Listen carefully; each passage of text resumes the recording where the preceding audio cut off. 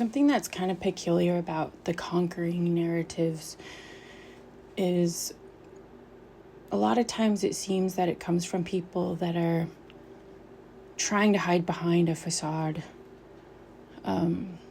afraid of powers, and trying to then assume a position of cloaking themselves in the powers and looking toward some way to possibly blend in or make sure they toe the line of certain types of expectation.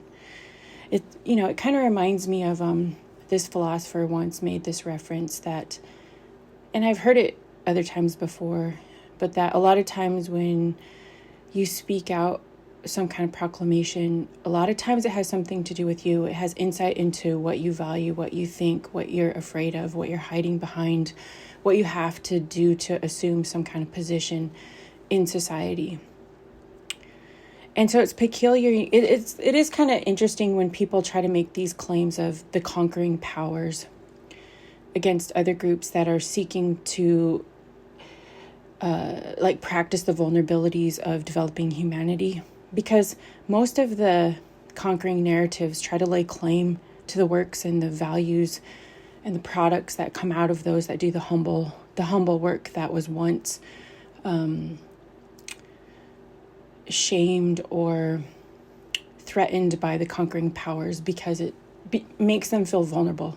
Because when you do worthwhile work, it's threatening. It makes the powers that have not tapped into that level of presence feel nervous, feel too vulnerable, and they don't like to feel that because they haven't worked that out in themselves. And so a lot of times the later things that the conquering powers cloak themselves in is they have to masquerade and hide in the results in the work of other people. They have to create a blanket statement narrative that never really follows through and is not very reasonable. And so a lot of times they say those things because they are afraid. They're usually the product of somebody from conditions where they are afraid of the chaos. And so they try to wager with the chaos to feel like they are one of them, to feel like they have to abide by whatever the slogan or whatever the loyalties are that these chaotic powers claim or proclaim. And it usually comes, it seems like comes from a childhood state where they looked at what seemed to be powerful, and so they never want to feel vulnerable to them. And so instead of recognizing what is vulnerable and true and consistent and had been there for them, they would rather look at how to make the vulnerable, true path belittled. They basically betray it so that they can parade in a false conquering narrative. And what's peculiar about the conquering narrative is that it's never really true throughout history. I mean, there is a sense where certain chaotic formations come in, which never really have a cohesive truthfulness among one another. And they just plunder through places with no vision and no real future from it. And, you could say like in the immediate, they can create a lot of chaos, but it's not lasting. There's nothing really stable there. And so I think what's peculiar about it, because I had talked about this a few days ago, I made reference to this idea that something that systems function through it's peculiar, but they tend to function through a public moral ground. They attempt to solve for the moral behavior, but behind the scenes, it doesn't appear that that's what they're practicing. And so what's interesting about that is, so I kind of posed this question, or I had thought about it. I forget exactly how I phrased it, but what I was lingering on later after that was these questions of, why is it that conquering powers, or chaotic powers, you should say, because conquering powers aren't like it's not lasting, it shifts. And that's what I'm getting to here. There can be immediate, devastation, but it's not, it doesn't last as a placement upon those individuals. But anyway, The question, though, is if there is mostly this idea of the world trying to resolve the chaos, the chaotic deception of conquering powers, why is it then that the system propaganda usually tries to moralize what they're about? They try to moralize what they're about, and they, in some sense, seem to need to do that to maintain themselves, but then they're not consistent with it behind the scenes, and then eventually that becomes, the plight that they have to deal with. But maybe some people will say they have to have a moral case because people, at some level, what we function through to keep our composure, our mental composure, we have to believe there's a moral purpose. We have to believe there's something good about it. There's something superior for it to function, even if in practice that it's not consistent. I mean, maybe that's the case. Maybe there is something to our minds that we have to believe something worthwhile, something life-giving, something conducive to life. And maybe there's a social component to us that has to believe that that's the way we make our decisions and create value. And when we don't do that, it's not consistent with being palpable. So maybe there's a variety of reasons. Maybe we're social creatures, maybe we're spiritual beings, and there's some kind of level of integrity that we need to at least trick ourselves into. Maybe there's a sense deep down in our subconscious that recognizes that we only function through vulnerability, that we're only here because there's a level of a type of moral cause as present within the tapestry of our our collective being, where there's a interconnectedness and a time sequence and a seeking for the preservation of time, and there's a vulnerability of us and others that has to have some kind of proper sequence, that we can't really constantly live under threat. That life there's something about our existence that doesn't favor constant threat. And if we are outputs of constant threat, then we perceive inputs of constant threat. And so we have to trick ourselves into moralizing our stance so that our minds and our bodies function. But then the question is, if that's the case, if there's something where all of life bends toward the truth and a moral cause, then why does it seem like conquering narratives then persist?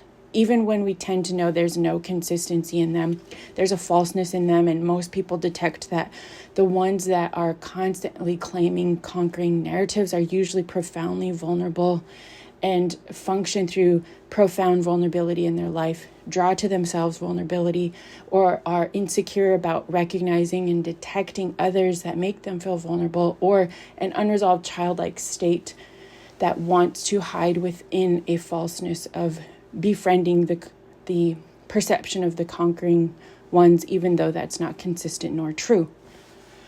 I think in some ways the conquering narrative and drawing to yourself the false perception of a conquering narrative is areas where we're just trying to resolve humanity. It is problematic because it does recruit hostility towards others. There can be more isolated causes of hostility, but it's not really an overarching power. And what you kind of find too is so here's one of the things that's interesting about in scripture. There's something it goes something to the effect of the fear of God is the beginning of wisdom. And I've heard a lot of people make reference to this, even atheists and different ones. Well, what does that mean? Why would God want us to fear him and whatnot? Long story short, I don't tend to think that God needs us to fear God. I don't think that's a perception of God. But I think what happens is in the midst of corrupt systems, which inevitably fall and collapse, even though they can cause harm temporarily, they inevitably don't preserve that power. So this is also what I'm getting to. But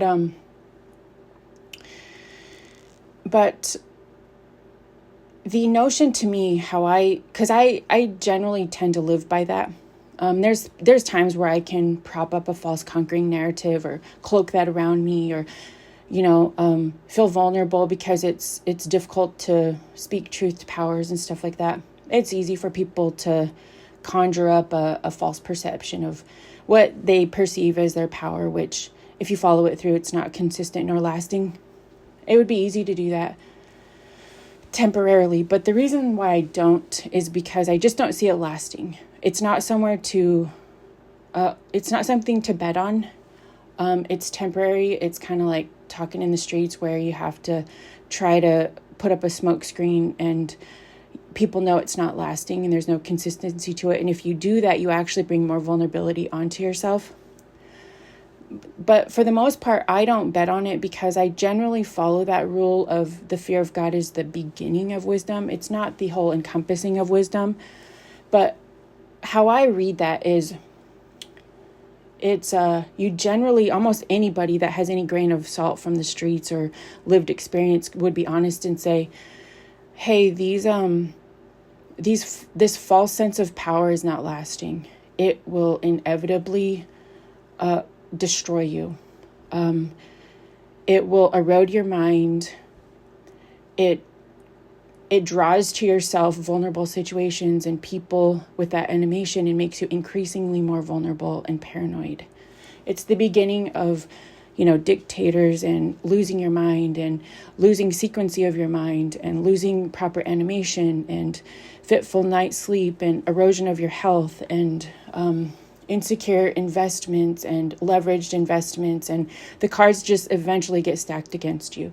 If you read the story of any kind of dictator or king or different ones, maybe they can gloat about temporary power, pretending that, they are the emperor with the last, going through the last thralls of collapse, trying to, that's when they start wielding improper power, dehumanizing, doubling down and stuff like that. But it's not lasting.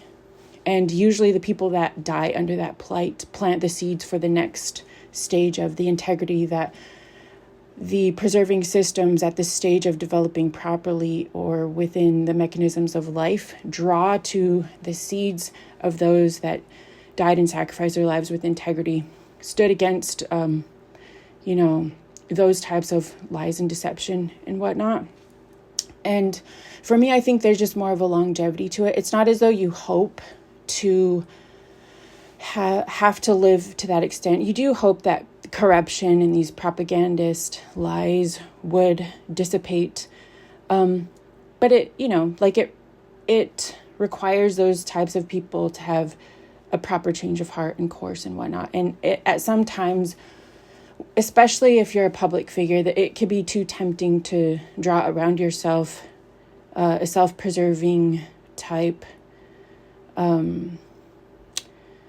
power, selective power, because at that time in your situation, there's usually also, it's an opportune time for others to make deals with you because it's kind of the fork in the road of vulnerabilities and stages of influence. And so it's easy to take upon yourself that stage of making a deal with the powers. And it usually always sounds the same. They perceive that they're the ultimate power. They perceive that there's no reason to make just laws. They don't see the future in that there's not really a future if you keep eroding deals and being dishonest about your word and taking temporary steps of cloaking yourself with a certain type of preservation at the cost of justice and truth and whatnot. And I think, maybe people find it in with people like that because they recognize they have undealt with issues that they don't want to recognize, like inconsistencies in maybe how they see the situation. So it becomes an open door for them to persist in intensifying that portion of themselves rather than a transformative aspect of it. But anyway, so in terms of morality, I think there is this sense where it really is not, there's not longevity in being immoral. And, maybe it's one of those things where maybe temporarily you can get away with stuff. And so I've already kind of talked about this, but temporarily you can get away with some stuff, but there seems to be something about our minds that you can't get away with it for too long. It plants seeds of hostility against you, like I was saying. It starts to recruit that type of connection around you, and eventually you kind of build that around yourself, and it then seems to cause you to have to intensify that behavior, persist in that behavior until eventually that becomes what your investments are traded out as. And so over time, you become shaped by those investments and those deals that are then replaced and developed around you. And so then you are forced to have to make those deals and play to that. And there's also an inconsistency in it, that it requires you, in order to maintain that stage, to force other deals where you're not really the creator or maker of them. And so then you have to intensify drawing out from others. Basically, people then become a forced commodity. And so your behavior persists and persists and persists and persists. And what you find too in these narratives like Kings and whatnot is they become more vulnerable. It causes them to become increasingly vulnerable. Then they have to commit to farther and farther and farther developments. And along those lines, with increased hostility towards people, increased dishonesty, increased doublespeak. And so over time, it does seem to take over your mind, create a paranoid state, cause you to intensify that to where there's not really a consistency in your life, and then it affects other aspects of your life. And it's just a whole ripple effect of a whole other system you've built around yourself. What then seems to happen is that it's not a lasting vision, because ultimately, as social creatures, you become the beginning of your own end. And so, yes, you can cause a lot of harm, you can proclaim a lot of harm, but there's tons of narratives throughout history of the heightening of these types of behaviors, the collapse and the replacement, and then it's another person doing it. And so it's not a lasting vision. You see this happen quite often. And when it gets to the point where you're reaching that height of vulnerability, then it tends to be that those types of characters that have developed themselves in that way intensify the slogans, intensify those practices, make select references and whatnot. Whereas what you find is their propaganda of being this great entity and whatnot usually requires them to try to speak to the public, because for them to have any lingering approach to the public, there has to be some type of moralizing of their speech. But usually at that time, people know that it's mostly just trades of investments and vulnerabilities and schemes as to laying claim to things that they didn't really make with their own hands. And so they're really at that stage of the development of these types of characters is such a dishonesty that not a lot of people would believe it. But they have to then try to save face by making these types of generalized propaganda and whatnot. But most of the time, anything that would be a moralized type entity for preserving a type of cohesiveness doesn't come from their type of approach. They usually have to make reference to the work of people that hadn't used their approach. They have to lay claim to the works and the relational dynamics. So any type of functional aspect in a system would have some type of truthful relational dynamic to it. And where there's not a relational dynamic to it, that's not attributed to them. So then they have to try to generalize ownership over those types of dynamics and corrective measures and meeting the needs of people. And they have to assume ownership of those things. Whereas a lot of times the preserved relational dynamics and mutuality have come because people are resisting this false, overpowering, overarching, conquering, dominating narrative. And so at the end of it, they don't really have something to lay claim to. And inevitably, they become the end of themselves. I mean, yes, they could lay claim to causing a lot of harm and destruction. And that's what they eventually just claim. They just claim power to in a chaotic way cause harm to other people, but they can't lay claim to being the creator or preservation or success of a social unit. And so it is kind of a peculiar sense to have people, make reference to those types of claims.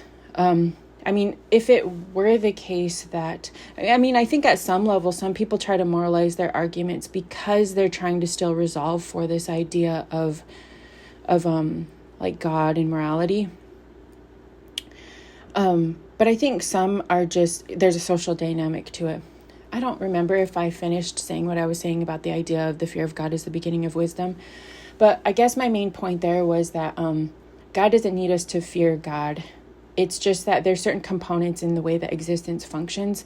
And if you want there to be longevity and purpose and counting the cost of your sacrifice in life to be meaningful and prolonged for generations and be a part of the remnants that are preserved after the collapse of corrupt systems, then you learn into that the components, the attributes of God are a way that you want to tap into life. You want to tap into those components of life and those, that way of life, that path of life. And to build along those lines is more preserving and is more relational and produces mutuality. And some of those things are what create longevity, what create the reduction of societal threat and something that actually can be proclaimed as being a success of a functional system. It's almost like saying to fear powerful substances that erode your humanity is a proper fear because you count the costs, you count the longevity, you count the repercussions, and then you decide that that's not a good investment to make in your life for the most part. There are dire situations that people find themselves in, difficult situations and whatnot. But it could, basically though be clarified that, even if someone accidentally gets caught up in a demoralizing or destructive habits and whatnot, they could still claim properly that it's not an ideal way to live your life. And I also think what you get there is it says it's the beginning. It's just the beginning. It's not the full manifestation or revelation of all of the other attributes of what it is to live in this other type of system or way of life.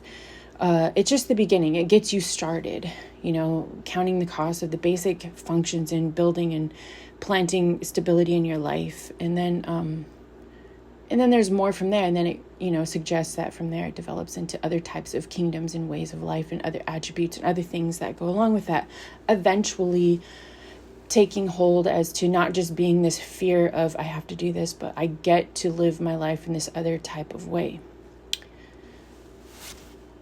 When you're trying to live your life in those other types of way, there's going to be people that come along and lingering effects of chaotic, corrupt systems where even they're afraid of themselves and they're oftentimes reiterating the language of those that they're afraid to go against because there's not really consistency in human value.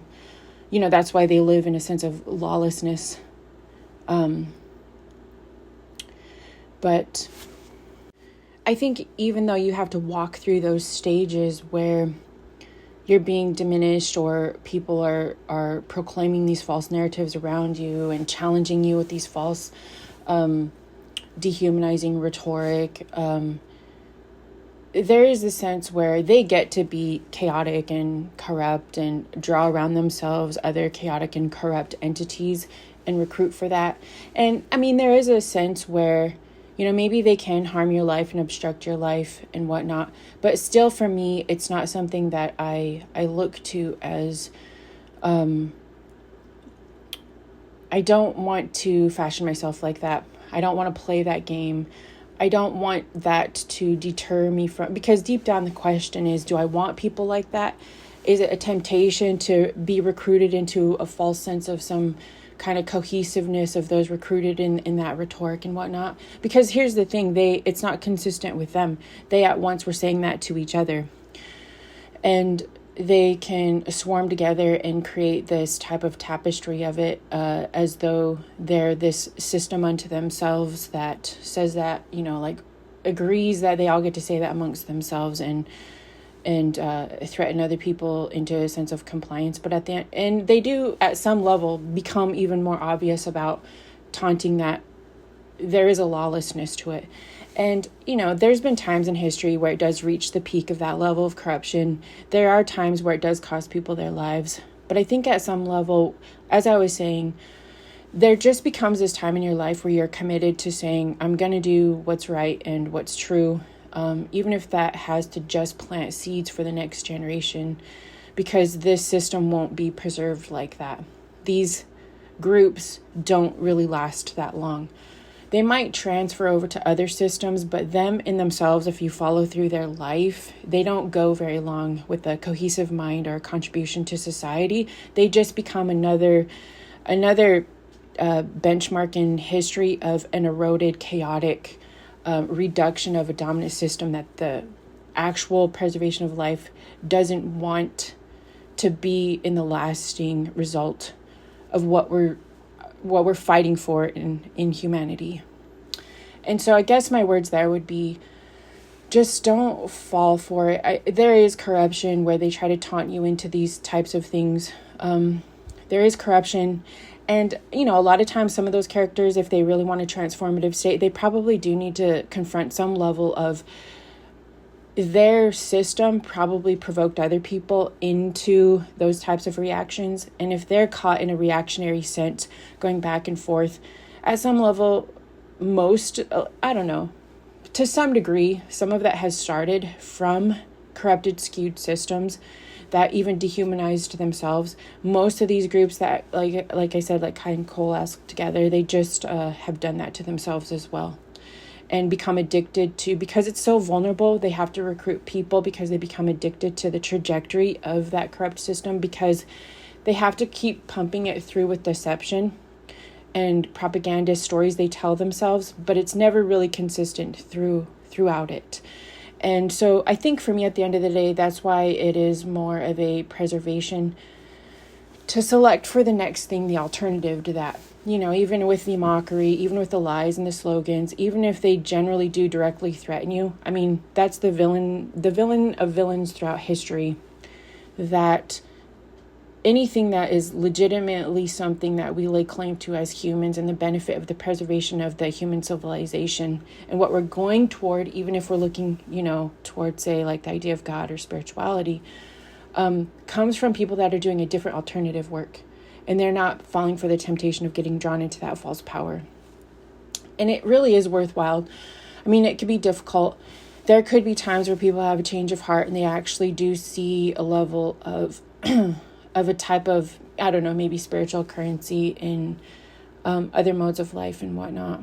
I mean, if they're honest with themselves, maybe they would say that. But at some level, they get so caught up in some of that rhetoric that they have to cloak themselves in it, and they at some level can't really be honest about that. Anyway, this is just kind of, I was meaning to go back and I wanted to maybe write about what I had referenced on one of my last posts, I believe, on X. And it really is this notion that there really is, like, life leans toward a moral, whether it be a false moralizing. You see, like, even the most corrupt people moralize their rhetoric because kings are actually really vulnerable. Certain types of formations of systems are actually very vulnerable. It's so fragmented into degrees of lies and deception and paranoia. And they, like I said, if that persists in those ways, it's not lasting. And so that's kind of what I was saying. When you follow some of the theory-oriented discussions, there does seem to be this sense where people say it is more consistent and more life-giving, and there's just more of a input-output sustainability with a type of not just a propagandist moralizing, but the legitimate interaction of what some basic level of moral behavior and consistency affords people and whatnot. I mean, there is a sense where people can say, well, if you bring someone a document and they don't agree with it, if it's already like a social code that people agree with and then certain ones don't agree with it, they might be able to cause harm in that immediate sense. But in the sense of reporting and calculating and kind of opening these files among shared humanity, those people don't stick around very long because they lose their credibility. It doesn't last for very long. There's something where a moral basis of, because there's a sense where there's this expectation where a law, would be abided by socially, some kind of social contract. But at some level, some of the power of the law is that it reflects what should be a level of natural, like if there was a more stable-minded, human valuing person that tapped into a sense of longevity, then they would recognize that a lot of times the law is keeping track of some of the basic mechanisms that are just human values.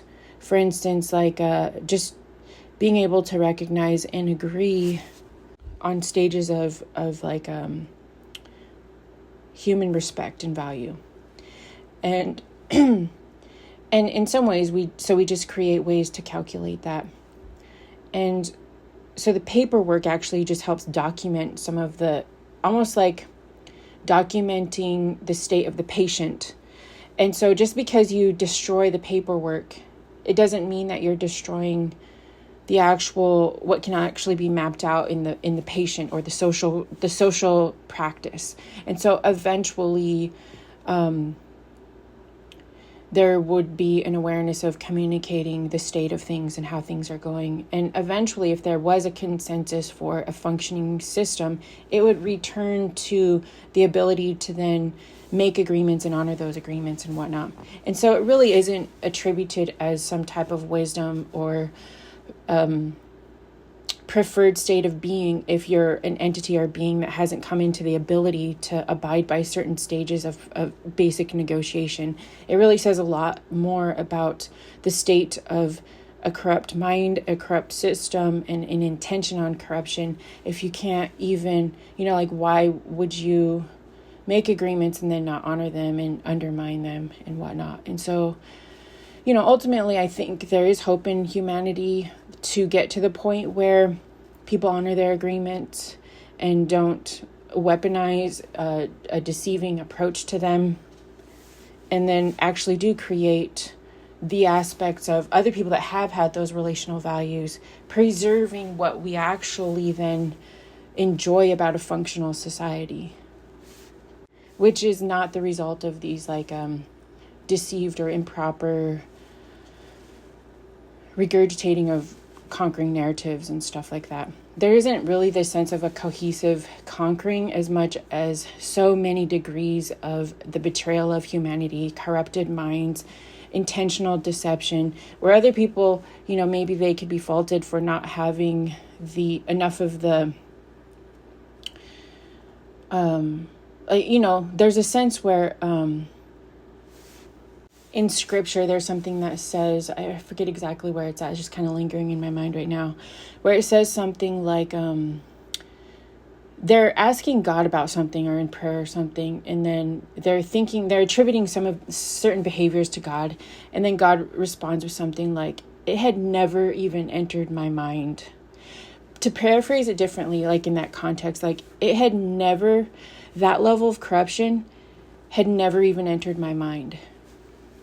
And it seemed shocking to the people because they had conjured up these ideas and they had conjured up some of these certain behaviors that were astounding to God, in the sense of almost offending God's properties, in the sense of that had never even entered my mind. And so it's interesting that some of these conquering narratives, which, like I said, is never really a system of full cohesiveness. There's always covert methods, deception, intentional betrayal of agreements, intentional betrayal of humanity. Most of them don't always agree with one another. They would undercut any other one. Most of them regurgitate these claims because they're afraid of one another, because there's not trust there. And so then they try to claim that other people that are seeking for human value and cohesiveness, are faulted because it had never entered their mind to be corrupt like that. It had never entered their mind to not abide by the agreement. It never entered their mind to be that conniving or deceiving or undermining or dehumanizing. And so it's just kind of interesting that it's like, why would you draw to yourself something that wouldn't even enter the mind of God? But anyway, I'm going to leave it at that for now.